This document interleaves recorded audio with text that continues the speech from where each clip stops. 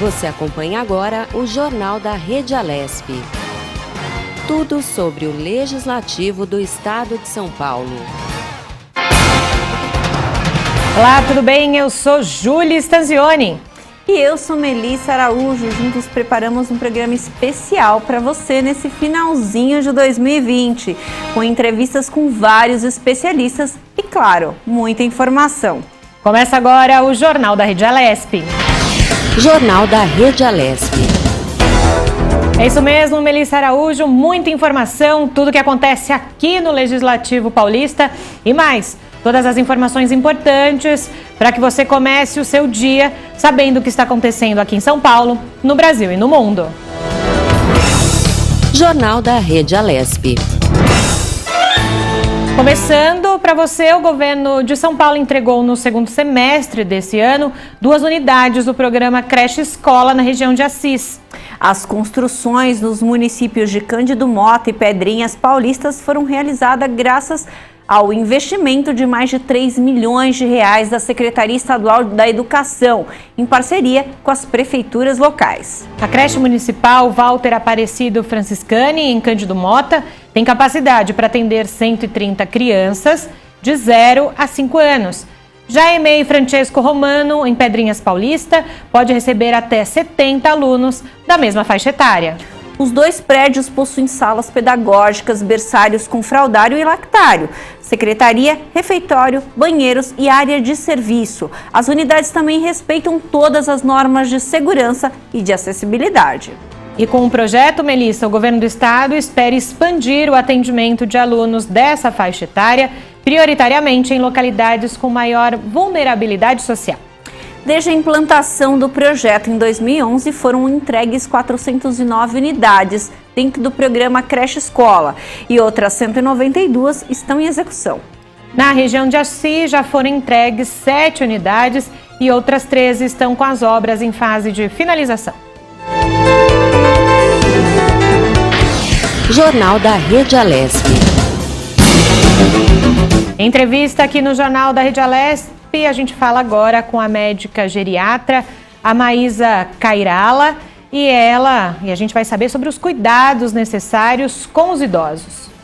Bom dia, doutora Maísa, seja bem-vinda ao Jornal da Rede Alesp.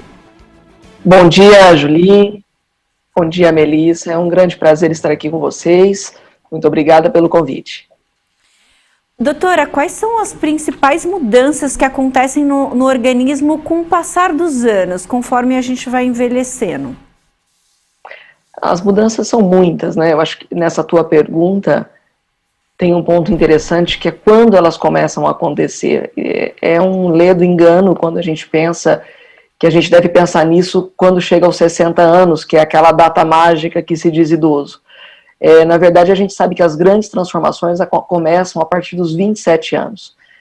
E eu teria inúmeras para ditar para você, mas principalmente perda de massa muscular, perda de massa óssea, acúmulo de gordura no organismo, né? Então essa transição da qualidade corporal é muito importante, mas todos os órgãos, de uma maneira geral, e de uma maneira inclusive proporcional, eles tendem a uma involução. Isso não significa prejuízo para a tua vida e nem tampouco que isso é uma insuficiência, mas certamente é uma mudança ao longo dos dias, a partir, algumas pessoas dizem a partir do dia que nasce, mas a gente sabe que até a terceira década a gente tem inclusive um acréscimo de funções, e depois um declínio parcimonioso e um declínio gradativo e lento. Agora, doutora Maísa, quais as doenças, então, que são associadas a essa idade? É possível, então, evitá-las, minimizar o impacto? Como é que funciona? Não, sem dúvida nenhuma. E esse é o principal aspecto que a gente fala tanto sobre o envelhecimento, é minimizar realmente as perdas, né? Então, nós estamos muito felizes que o Brasil hoje tem uma expectativa de vida de já 75 anos. Mas a gente precisa entender que para chegar a 75 anos existe uma escalada, existe um grande caminho percorrido e que precisa ser planejado. Então, quanto mais a gente planeja, e isso começa, como eu disse bem antes, melhor a gente chega lá longe, aos 75, 80, 90 anos. Agora, o envelhecimento ele é inerente. É claro que com o passar dos anos, a gente adquire transformações e as doenças são mais comuns. Eu poderia te dizer, então, envelhecimento das cartilagens, como artrose, perda dos cabelos, a mudança da cor dos cabelos, o coração, ele tem algumas disfunções porque ele é um músculo e na medida em que se usa por tanto tempo, ele tem a sua própria degeneração e várias outras doenças. Agora, doenças comuníssimas no envelhecimento, principalmente no Brasil, pressão alta, colesterol, diabetes, prejuízos da memória, as doenças cardíacas de uma maneira geral, as doenças como o derrame, não é? O acidente vascular cerebral, osteoporose, enfim. As doenças oncológicas são muitas doenças que acontecem quando a gente envelhece, que a prevalência é maior. Por que isso acontece? Porque o organismo é um organismo mais velho, em que o reparo celular, a própria maneira com que o teu DNA não é, atua quando você está mais velho, e sem dúvida nenhuma, tem um grande impacto em relação ao que você viveu. Então, se eu tenho 2 idosos, aquele que fumou durante toda a vida e o que não fumou, ou que fez atividade física durante toda a vida e aquele que não a fez, nós sabemos que o impacto durante o envelhecimento é diferente. E a prevenção é de supra importância para que a gente envelheça bem. Então, um outro aspecto que eu acho importante nessa pergunta é dizer que o envelhecimento, ele é muito heterogêneo. O que eu quero dizer com isso? Tem pessoas que envelhecem bem até os 80 anos, então parecem jovens, e a gente pode dar diversos exemplos aqui, como por exemplo o Silvio Santos, um nonagenário, e tem aquelas pessoas que aos 60 anos já são pessoas que sofrem com doenças crônicas, e às vezes há década já. Então, isso é importante. Não se pode dizer de envelhecimento baseado na idade, e sim na função. Mas isso é traduzido por uma carga genética, que é cerca de 30%, e 70% pelo teu estilo de vida e pelo que você galgou ao longo dos anos para chegar bem ao envelhecimento. Doutora Maísa, o ambiente doméstico ele pode representar um risco para a saúde do idoso? Por exemplo, quando a gente vai construir a nossa casa, é bom a gente pensar na questão do excesso de escadas na casa ou próprio piso que você vai usar, se escorregadio, se é mais aderente.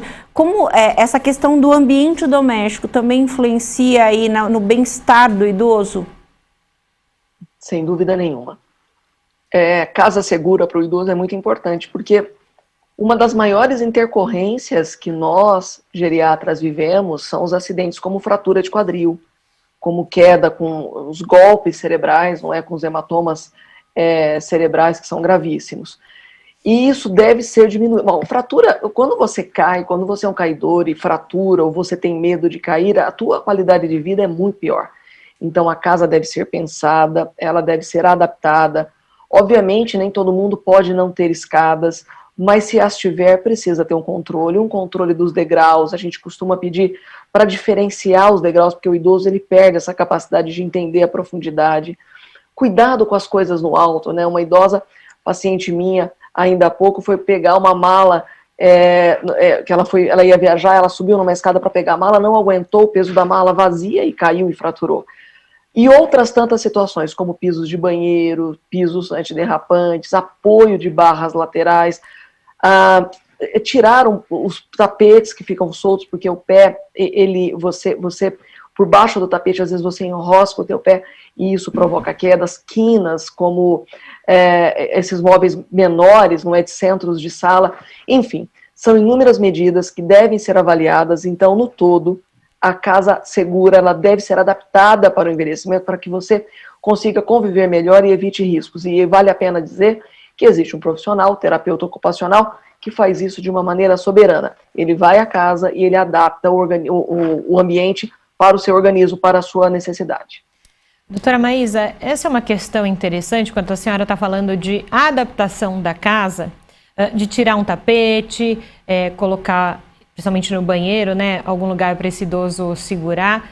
Como trabalhar isso com os idosos, né? Porque às vezes eles que foram tão autossuficientes a vida toda, entendem esses cuidados como, mas espera aí, eu dou conta de mim. E às vezes não. Como fazer essa interlocução com eles? Não, dificílimo, né? Às vezes a gente chega naquelas casas que a pessoa tem aquele tapete que ela comprou é aquele tapete querido de tantos anos, a gente fala, poxa, não pode ficar aqui. Então, por exemplo, a gente passa umas fitas, né, em torno do tapete, deixa o tapete para que ele não seja mais lesivo, né? Então, precisa tirar o tapete, mas a gente adapta isso quando é possível. E outros tantos exemplos. É muito importante essa tua contra-pergunta, né, essa réplica, porque a gente precisa respeitar o idoso, né? Ele hoje é uma pessoa no Brasil que ele não tem um protagonismo necessário, um protagonismo sério, até mesmo um protagonismo merecido. E por muitas vezes os filhos não entendem isso, então é preciso ouvir, é preciso explicar. E eu não acho que com uma boa explicação e por muitas vezes com o apoio de um profissional, que pode ser o médico inclusive, as pessoas não entendam. O que nos falta realmente é um convívio próximo e a explicação da necessidade, não é? Porque ninguém quer fraturar um quadril, os idosos não gostam de ser hospitalizados e eles não gostam de ser dependentes.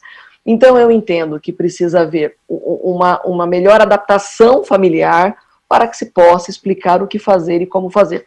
Nem sempre temos sucesso, mas se não tivermos, a gente precisa pelo menos alinhar a casa de uma maneira sustentável, que possa ficar bom para quem mora, minimizando riscos, mas não é uma tarefa fácil. Nada do que a gente faz com uma pessoa que vive 80, 90 anos é fácil, porque ela tem 80, 90 anos de história.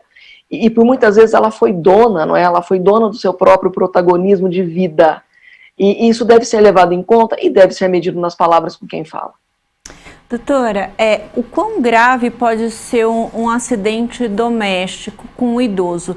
Eu pergunto isso porque no início da pandemia a gente teve um acidente doméstico na minha casa, uma panela me queimou e queimou a minha mãe. E a diferença da queimadura da minha pele para a pele dela foi algo muito sério, assim. Ela ficou, realmente eu fiquei muito preocupada quando eu vi a forma com que ficou e a extensão da queimadura foi mais ou menos a mesma e a forma com que ficou a minha pele e a dela foi completamente diferente. A minha ardeu, mas não chegou nem a ficar vermelha. A dela realmente literalmente arrancou a pele. E aí eu queria saber o quão grave pode ser um acidente com uma pessoa idosa. Nesse caso, a pele já tem um processo aí degenerativo diferente de uma pessoa mais jovem. E aí, em outros casos, o quão grave pode ser esse acidente doméstico? Não, sem dúvida nenhuma. Qualquer acidente no idoso, ele é potencialmente grave. Não é? A pele, nesse caso específico, o idoso ele perde o subcutâneo, que é aquela gordurinha que a gente tem embaixo da pele, fazendo com que qualquer lesão você rasgue a pele, né? É essa a tua impressão. Então a regeneração é mais dificultada, você tem uma piora da imunidade, então você pode ter infecções ocasionadas pela queimadura e aí contaminação por germes, enfim. Mas qualquer acidente doméstico em casa, ele é grave mesmo porque o idoso ele tem déficit, não é? Ele tem déficit visual, déficit auditivo, déficit de locomoção. Então, agrega-se muito mais riscos, porque ele é menos capaz de se desenvolver bem no ambiente. É muito comum, por exemplo, ele não acender as luzes, tropeçar. Agora, como a gente disse, agora na pandemia, você deu o teu exemplo, aumentou muito o número de acidentes domésticos, porque eles ficaram muito em casa, né? Então, obviamente, porque eles caíam na rua, eles caíram em casa. Mas, sem dúvida nenhuma, é um fato que a gente tem que levar em conta. Hoje existem prédios já adaptados para idosos, não é? Prédios com corrimões. Às vezes a gente vai num teatro, algum lugar não tem uma acessibilidade para esse idoso, né?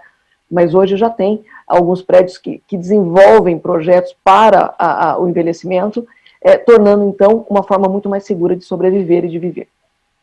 Aproveitando esse gancho, doutora, que a senhora falou, do envelhecimento, né? Como envelhecer de modo saudável, eu não digo questão física, né? Mas até de limitações e enfim, imagino que seja na juventude que a gente cuide disso também, né? Sim, uma das poupanças que você deve fazer na juventude é realmente essa vertente de querer envelhecer e aceitar envelhecer. Né? Então, quando a gente é jovem, a gente precisa pensar nos aspectos financeiros, sociais, extremamente importante você ter os vínculos sociais, porque você vai envelhecer.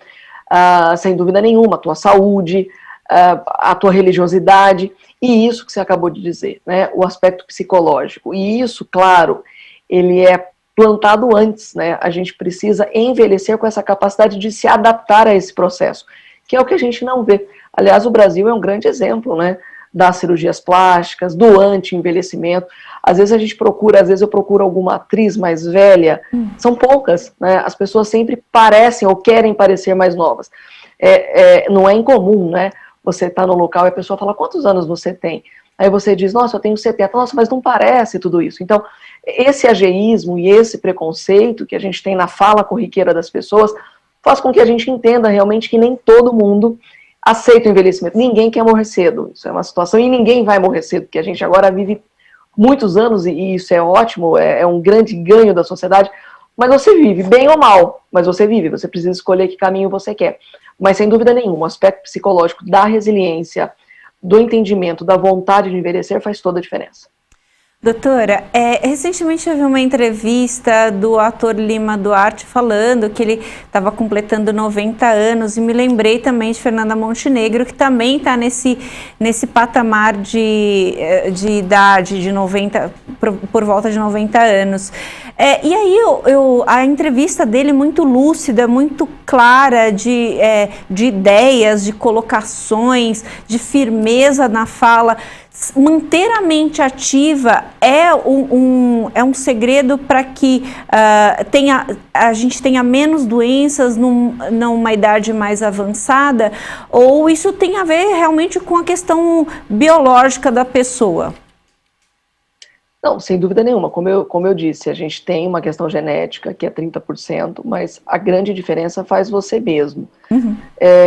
E aí tem tudo, né? Tem o otimismo, tem o Lima Duarte, ele fica num sítio, né? Eu já li toda a vida dele também, tem a força com que ele sempre lutou, enfim, uma excelente pessoa, mas a Fernanda Montenegro também, ela acabou de escrever que esse negócio de velho poderia até não existir. Mas o que realmente conta é a forma como você lida com a vida a partir de uma certa idade. E aí eu digo para você que na terceira idade a gente começa a pensar nisso. É a forma como você lida, né? Não existe fórmula mágica, né? As pessoas às vezes nos perguntam e esperam uma grande fórmula mágica. E a gente tem exemplos como esses, de lucidez e de vontade. Mas é possível envelhecer assim. A Europa, de um modo geral, envelhece muito mais Lima Duarte do que qualquer outra coisa. Nós é que estamos aquém dessa necessidade, eu diria até da educação, da informação, para a população jovem, que será os idosos já, daqui 20 anos, 30 anos.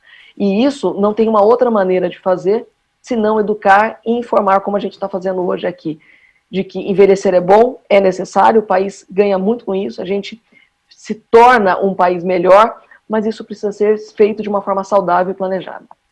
Em toda a sua fala, doutora Maísa, nesse início de entrevista, me parece o quanto é preocupante o olhar da sociedade para essa terceira idade, para esses idosos, no sentido não só de acessibilidade, de algo físico, né, mas também de políticas públicas envolvendo a terceira idade. Eu queria que a senhora fizesse uma análise, por favor. Não, sem dúvida nenhuma, o Brasil ele tem galgado de uma maneira muito rápida, acelerada, né, o envelhecimento. Nós seremos em poucos anos o 6º país mais velho do mundo. Isso nos preocupa, porque ao mesmo tempo que a gente é o país mais velho do mundo, nós somos um dos países mais pobres do mundo. Né? E haja visto a última análise agora, mostrando o ranking do Brasil, inclusive de IDH e etc. E o idoso é caro. Né? Então, nós precisamos de políticas, nós temos políticas públicas desenhadas, nós temos alguns governos que fazem isso de uma maneira muito interessante, inclusive do estado de São Paulo, mas nós precisamos de uma maneira geral valorizar o envelhecimento e pensar nisso, porque o gasto em relação ao envelhecimento mal planejado, ele é muito grande, a qualidade de vida é muito grande. Olha, eu posso te dar um exemplo, o mercado dos cuidadores nos últimos 3 anos, aquelas pessoas que cuidam dos idosos, aumentou em 530%. Porque a necessidade dessas pessoas serem cuidadas. Então, isso é uma grande vertente do mundo, não é só Brasil. E por muitos anos será assim, né? Nós temos hoje cerca de 32 milhões, seremos 60 milhões em 30 anos. Então, é preciso um pensamento diferente e é preciso hoje começar a se preocupar com isso. Quem está envelhecendo e quem já está aqui. Olha que fato interessante. Quando a Covid matou os idosos, nós tivemos uma piora econômica das famílias, porque muitos idosos são arrimo familiares no Brasil. Então, por que não encorajar esse público? Por que esse público não pode trabalhar? Aonde que a gente se esconde para não explicar isso, né? Que há necessidade de um engajamento maior sobre o envelhecimento. Eu não preciso dizer, a gente pode ver qualquer entrevista, qualquer situação em que as pessoas realmente não falam sobre isso. O país, Brasil, ele envelheceu rápido, de uma forma desordenada, diferente da imensa maioria dos europeus. Nós envelhecemos em 1/4 do tempo da França, por exemplo, e nós empobrecemos. Isso faz com que a gente tenha a imediata necessidade de mudar esse panorama. E sem dúvida nenhuma, além do aspecto econômico e social, o aspecto psicológico das pessoas, para que elas possam valorizar o idoso, seja gerando emprego, seja respeitando essa pessoa no trânsito, numa fila de banco, em qualquer lugar que seja, porque é o que eu costumo dizer, né? A tua juventude, ela é fugaz, né? O teu envelhecimento, às vezes, é permanente. Mas é tudo transitório, então a gente precisa entender que essas pessoas que hoje não respeitam serão os próximos a não serem respeitados daqui a alguns anos. Doutora, até enfatizando um pouco o que a senhora falou da juventude fugaz e do envelhecimento permanente, qual que é o momento da vida para que a gente comece a se preocupar com o envelhecimento? Olha, eu tenho 2 filhos, um de 8 e um de 5 anos, eu os preparo para isso, né? Eu digo da importância dos dentes, porque um dia eles serão muito úteis, eu digo da importância da atividade física, etc. Eu entendo que isso é uma cultura que deve ser engajada quando nasce, né? À medida em que nós valorizamos o envelhecimento, veja, de cuidar do avô, da avó, de ter aquele sentimento ainda do cuidado familiar, nós teremos um país melhor. Agora, cuidar da própria saúde nunca é tarde, mas quanto mais cedo, melhor, como diz o Kalash, o Alexandre Kalash, é o mantra que ele diz, porque nós precisamos poupar para gastar lá na frente. Então, eu te digo o seguinte, se você aos 15 anos toma excesso de bebida alcoólica, ou fuma, ou usa drogas ilícitas, certamente essa conta será pesada contra você, comparado a um jovem que é um atleta. Então, a tua resposta, para mim, é sempre, quando você entender o que eu estou dizendo, você deve mudar seus hábitos de vida. Muito bem, doutora, muito obrigada pela sua participação aqui no Jornal da Rede Alesp, muito esclarecedor. A gente, com certeza, quem está em casa nos ouvindo e não tem cuidados, vai começar a pensar melhor no assunto. Muito obrigada. Eu que agradeço, um bom dia a todos. Obrigada. Bom dia. O mercado financeiro ainda é predominantemente um ambiente masculino, mas em uma sociedade cada vez mais descolada desses padrões, um número crescente de mulheres tem aprendido a lidar com dinheiro e investimentos, graças, em grande parte, à facilidade de acesso a informações financeiras na internet. Na Bolsa de Valores de São Paulo, a B3, a maioria absoluta de investidores, pessoas físicas, 74,7% ainda são homens, mas a quantidade de mulheres cadastradas nunca foi tão alta. Pois é, Melissa, em 2002, elas eram apenas 15 mil e ficaram aí abaixo de 100 mil até 2007, quando atingiram a marca de 112 mil investidoras. A partir daí, as investidoras não pararam de ocupar o espaço no pregão paulista. De 179 mil em 2018, foram para 388 mil, chegando a 23% do total. No último mês, 2.600.000 investidores na Bolsa e 648 mil, ou 24%, eram mulheres. Entre elas, a faixa etária que mais investe é a de 26 a 35 anos, com cerca de 210 mil investidoras. Do total de 348 bilhões de reais em investimentos na Bolsa, 74 bilhões e meio de reais são de mulheres. São Paulo é o estado com maior percentual de investidoras na B3, com 263 mil. E, segundo especialistas, as iniciativas de educação financeira têm sido protagonistas nessa história. Jornal da Rede Alesp. Temos repórter agora no Jornal da Rede Alesp. Convocamos você, Guga Mendonça. Quais são as suas informações agora aqui no Jornal da Rede Alesp, não é, Melissa? Bom dia, Guga. Seja bem-vindo ao Jornal da Rede Alesp. Bom dia, Melissa. Bom dia, Júlia. Muito bom dia a você que nos acompanha nesse último jornal aí do ano de 2020. Pois é, o ano acabou, muita coisa aconteceu aqui na Assembleia Legislativa, não é mesmo? Muita coisa. Foi intenso. Foi intenso, principalmente esse final de ano, né, Guga? Foi um ano muito intenso, né, que começou, não sei se vocês lembram, como eu já falei há alguns dias atrás, a questão aí da reforma, né, da Previdência do servidor público. Já teve bastante polêmica logo no começo do ano. Mas o que eu vou abordar hoje é os projetos aí que economizaram no ano de 2020. A Assembleia Legislativa preocupada, foi um ano muito difícil e a Assembleia aí fez sua parte no corte de gastos, né? Eu vou falar um pouquinho do projeto de resolução 19 de 2020, que propôs, por exemplo, a modernização das ferramentas de gestão da casa. O objetivo é focar as energias na área parlamentar em detrimento da administrativa, que em grande parte, né, deve ser informatizada. São os processos aí de informatização, né, que cada vez mais são necessários. As medidas incidem exclusivamente sobre os servidores efetivos da Assembleia Legislativa.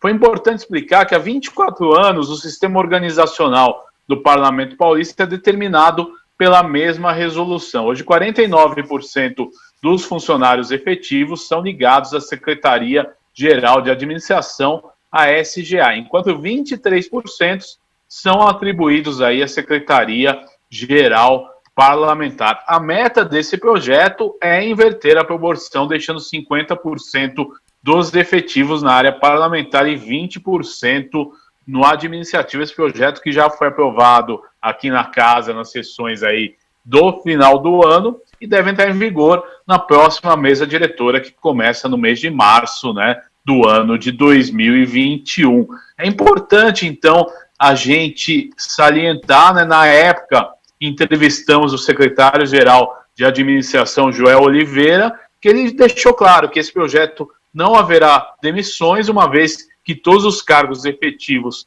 são concursados. Ele esclareceu também que parte dos funcionários serão capacitados para atuar na área parlamentar, e na parte administrativa toda a área que exige aí técnica repetitiva deverá receber sistemas de informação e dependerá menos, né, do esforço humano, né? Um bom exemplo disso é os recursos humanos e a área de finanças, que a Assembleia já vem implantando sistemas desse tipo que geram, né, mais dinamismo e corte de gasto. Também foi visto, né, nesse projeto de resolução aí diminuir a burocratização. A síntese da proposta é acabar com o excesso de instâncias decisórias dentro da Assembleia Legislativa para melhorar o fluxo administrativo e reforçar a área parlamentar da casa também. É importante, né, tudo isso, e citaram na época que economias aí, né, com processos demorados, simples,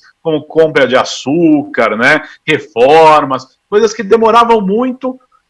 A ideia é desburocratizar, fazer com que esses processos sejam mais rápidos no Legislativo Paulista a partir do mês de março aí de 2021, esse ano aí que vamos entrar. A proposta que foi aprovada, pois não.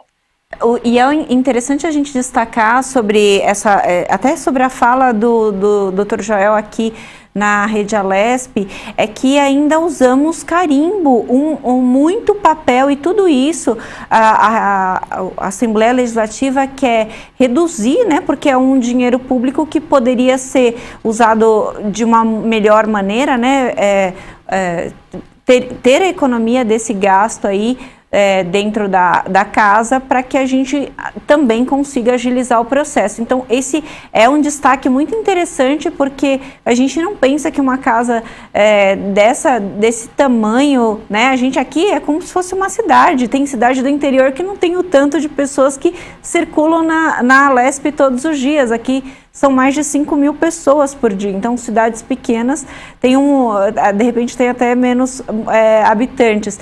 E ainda usávamos o carimbo. Agora a gente vai mudar essa realidade. Bem interessante essa nova perspectiva.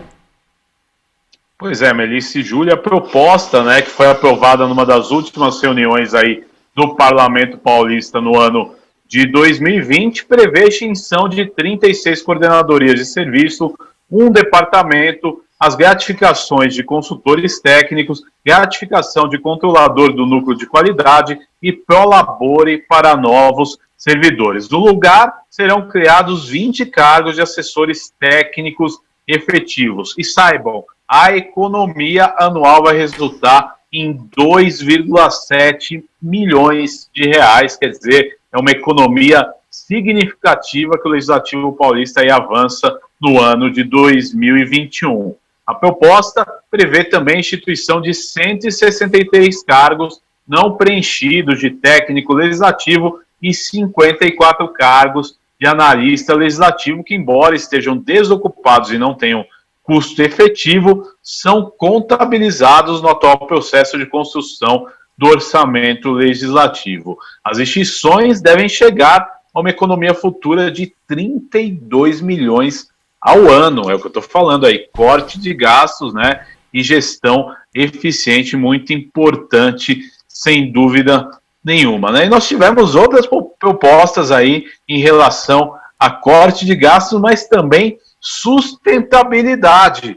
No início de dezembro, o deputado, primeiro secretário aqui da Assembleia Legislativa, deputado Enio Tato, apresentou o projeto de resolução PR 20 de 2020, que institui o programa Adote uma Caneca no âmbito interno do Poder Legislativo Estadual para estimular a não utilização de copos plásticos descartáveis. Olha aí, uma iniciativa que, além de tudo, é importante para o meio ambiente. Na proposta do parlamentar tem como principal objetivo estimular servidores parlamentares a praticarem um consumo consciente dentro do Poder Legislativo. Conforme o artigo 3 do projeto de resolução, a Assembleia Legislativa deverá substituir os copos descartáveis por recipientes de maior durabilidade, como canecas, copos de vidro, de alumínio e ou plástico rígido. O deputado, na época, deu uma declaração, abre aspas, os estoques de copos plásticos descartáveis existentes deverão ser disponibilizados para uso imediato, sem a possibilidade de aquisição ou compra para reposição. Quer dizer, está aí, né, mais um projeto muito importante. O deputado também lembrou que a Organização das Nações Unidas, a ONU, aponta que o plástico representa aí 80% do lixo dos nossos oceanos. Abre aspas. Além disso, os estudos da equipe de impacto ambiental da Unesp estimam que são consumidos no Brasil cerca de 720 milhões de copos descartáveis por dia, o que corresponde aí a 1.500 toneladas de resíduos plásticos produzidos diariamente. Muito interessante. E o deputado disse também que, para reverter essa situação, é preciso colocar em prática este conceito aí de reutilização e reciclagem desses materiais. Mais uma declaração do deputado Enio Tato aí, no início do mês de dezembro, foi que a partir desses conceitos que algumas instituições de ensino brasileiras tomaram essas iniciativas para diminuir o consumo de copos descartáveis. Então fica aí, né, o Parlamento Paulista cuidando aí de sustentabilidade e o bom uso do dinheiro público, sem dúvida nenhuma. É isso mesmo, Vamos falar um Guga. pouquinho. Pois não. Antes de você falar do próximo projeto, lembrando também quem está vendo e ouvindo a gente nesse jornal da Rede Alesp, a possibilidade da votação dos projetos, né, e a aprovação dos projetos também durante a pandemia passou pelo trabalho remoto também dos deputados, não é, Guga? A Casa Parlamentar não parou aqui durante a pandemia, continuou os trabalhos de modo remoto, primeiro no plenário, depois com as comissões. E você está mostrando para a gente, dizendo para a gente o resultado disso, né? Da Casa Legislativa não ter cessado os seus trabalhos nesse momento de pandemia.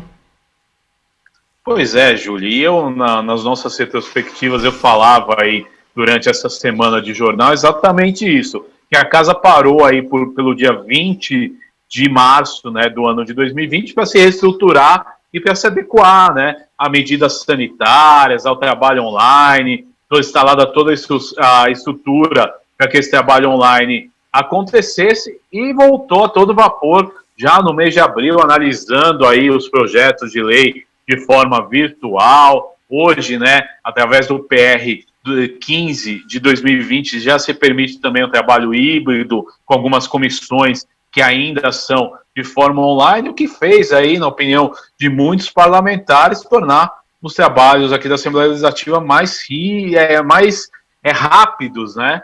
E mais eficientes, né? Um trâmite mais rápido. Isso agradou de verdade os parlamentares, pelo menos que eu conversei aí durante o ano.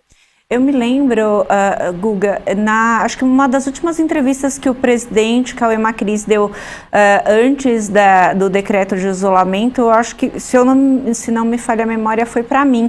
E eu perguntava para o presidente, a gente estava ali naquele momento de incerteza, e eu perguntava para ele como é que seriam as ações ali a partir daquele momento, e ele falou que estava analisando todas as possibilidades ali dos rumos, que não pretendiam parar a casa, mas que eles iam fazer essa análise o mais breve possível para retomar. Além disso, iam seguir as recomendações dos cientistas e do governo para poder fazer tudo da melhor forma possível. E menos de 10 dias depois, tudo estava resolvido, toda a estrutura para transmissão dos plenários, das comissões, das CPIs, foi disponibilizada para casa, para o parlamento, e esse foi um dos parlamentos que não parou no Brasil inteiro. Então, isso é importante destacar, que todas as matérias de importância para o povo paulista foram votadas em função dessa rapidez que a mesa diretora deu à questão para conseguir atender a demanda aí do governo e da população também, né? A palavra, Melissa, é celeridade, né? Eu tenho certeza, no que eu vou falar agora, que a Assembleia Legislativa de São Paulo foi a primeira a realizar sessões virtuais, quer dizer, ela se adequou. A Câmara Federal foi no mesmo pique, talvez uns dias antes ou uns dias depois, e depois as outras assembleias, lógico, foram se adequando, mas a Assembleia Legislativa de São Paulo, realmente, ela agiu muito rápido. Eu quero lembrar aqui a vocês que no dia 22 de abril, né, quase um mês, né, depois do início da quarentena no estado de São Paulo, que se estende até hoje, né, estamos acabando o ano e a quarentena ainda está aqui com a gente vive essa pandemia. A mesa diretora da Assembleia Legislativa anunciou aí um projeto de resolução de contenção de gastos que totalizaram uma economia de 320 milhões de reais no ano de 2020. Isso mesmo, economia de 320 milhões de reais no ano de 2020, um quarto do orçamento do Poder Legislativo do Estado, que foi destinado ao auxílio do combate aí à pandemia da Covid-19. As medidas que foram adotadas foi redução de 30% no subsídio dos 94 deputados, essa redução que perdura até agora, cerca aí de 6 meses de redução, e não tem prazo para que se acabe, porque a pandemia ainda não acabou. 20% de salário e benefício dos comissionados, além de 30% de economia na verba de gabinete, além de doação de 70% do Fundo Especial de Despesas da Alesp, devolução antecipada também de 7% do orçamento de 2020, teve renegociação de contratos, quer dizer, o Parlamento Paulista estava aqui muito preocupado aí em devolver o dinheiro para o governo do Estado para que ele pudesse aí agir nessa situação de emergência, essa situação de pandemia que nós vivemos, né, nesse ano de 2020. Olha, eu diria para vocês que da nossa geração talvez tenha sido o ano mais difícil aí que nós vivemos, né, Melissa e Júlia? É isso mesmo, Guga Mendonça, um ano realmente que fica na história para ser lembrado no sentido daquilo que a gente precisa se atentar com relação ao outro, com relação de práticas mesmo da sociedade, e vai impactar, claro, as outras gerações que estão vindo, né, depois de nós. Guga Mendonça, obrigada pela sua contribuição hoje aqui no Jornal da Rede Alesp, e bom ano de 2021 para nós, né? Júlia e Melissa, eu quero agradecer a você, quero agradecer a todo o time que faz o Jornal da Rede Alesp. Um feliz ano novo para todos nós, né? Que 2021 seja um ano excelente para nós e para todos os nossos telespectadores e as pessoas que acompanham o dia a dia da Rede Alesp. Um grande abraço, tchau, feliz ano novo. Lembrando o ex-deputado Antônio Salim Curiati, saúde! É isso mesmo, Melissa. E os recursos obtidos a partir de emendas do deputado sorocabano, agente federal Danilo Balas, do PSL, para a área de saúde, somam quase 2 milhões de reais somente para a região metropolitana de Sorocaba. O total de R$1.950.000 foi aprovado para melhorias nos serviços de atendimento, contribuindo também com as ações voltadas ao enfrentamento da Covid-19. Os recursos já liberados pelo governo do estado vão contemplar os municípios de Araçoiaba da Serra, Capela do Alto, Mairinque, Pilar do Sul, Porto Feliz, Salto de Pirapora, Sarapuí, Sorocaba, Tietê e Votorantim. Os valores foram destinados à compra de veículos para transporte de pacientes, aquisição de equipamentos e materiais hospitalares, além de obras nas unidades básicas de saúde, para melhorar, ampliar assistência à população. Para a cidade de Sorocaba, verbas são destinadas à atenção básica e também aos serviços hospitalares de maior complexidade. Na rede municipal, os recursos são para reformas e adequações das unidades básicas de saúde, contribuindo com atendimento direto ao cidadão. Mais notícias aqui do Parlamento Paulista. O deputado Jorge Wilson, xerife do consumidor do Republicanos, conseguiu, através de emenda parlamentar, junto com a Secretaria de Estado da Saúde, o repasse de R$200 mil para a Prefeitura Municipal da cidade de Caieiras. Esse recurso será destinado ao custeio de despesas gerais e à manutenção das unidades de saúde. O parlamentar disse que outros R$100 mil serão utilizados para a compra de equipamentos hospitalares. O deputado ressaltou, abre aspas, Caieiras está recebendo uma verba muito importante para garantir que a sua população tenha acesso à saúde de qualidade, com devida manutenção de suas unidades e a disponibilização de atendimento e tratamento de qualidade, fecha aspas. Vamos conferir então, Melissa Araújo, o destaque que marcou esse primeiro bloco do Jornal da Rede Alesp. O governo de São Paulo entregou no segundo semestre desse ano 2 unidades do programa Creche Escola na região de Assis. As construções nos municípios de Cândido Mota e Pedrinhas Paulistas foram realizadas graças ao investimento de mais de R$3 milhões da Secretaria Estadual da Educação, em parceria com as prefeituras locais. O Jornal da Rede Alesp, informando tudo sobre o Legislativo Paulista, vai para um rápido intervalo. Voltamos em instantes com mais informações para você. Não saia daí.